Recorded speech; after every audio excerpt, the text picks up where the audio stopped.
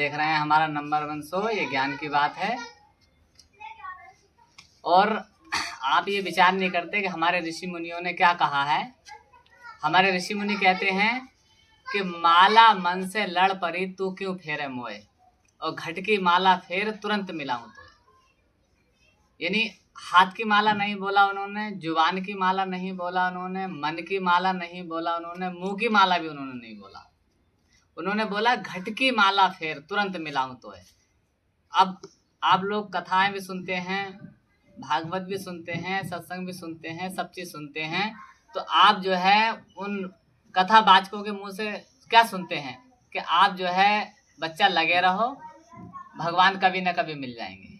लेकिन यहाँ ऋषि मुनियों ने ये बात नहीं कही कि कभी न कभी मिल जाएंगे। उन्होंने कहा कि घट की माला फेर तुरंत मिलाऊं तो है, तुरंत मिलने की बात।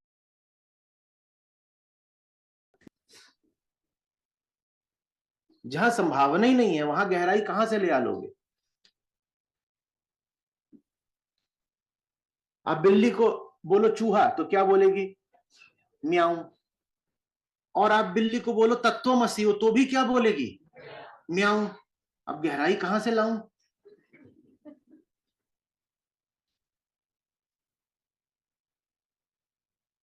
कहां से लाऊं। अब वो घट की माला क्या है, उस घट की माला को जानना बहुत जरूरी है।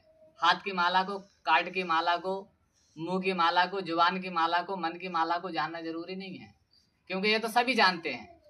लेकिन घट की माला क्या है, उस घट की माला को जानना बहुत जरूरी है। क्योंकि घट की माला हम फेरेंगे तभी उस ज्योति स्वरूप परमात्मा का हमें दर्शन होगा। और वहां तुरंत की बात बताइए, समय, ज्यादा समय की बात नहीं कि साहब 12 साल तक तपस्या करो तब जाके जो है उसका दर्शन होगा, या जो है लगे रहो तब जाके दर्शन होगा। वहां पर तुरंत बताया है कि घट की माला फेर तुरंत मिलाऊं तो है। माला मन से लड़ पड़ी, माला जो है मन से लड़ रही है कि मुझे क्यों फेर रहा है तू, तो माला मन से लड़ पड़ी तू क्यों फेरे मोए, घट की माला फेर तुरंत मिलाऊं तो है। तो तुरंत मिलने की बात यहाँ आई है।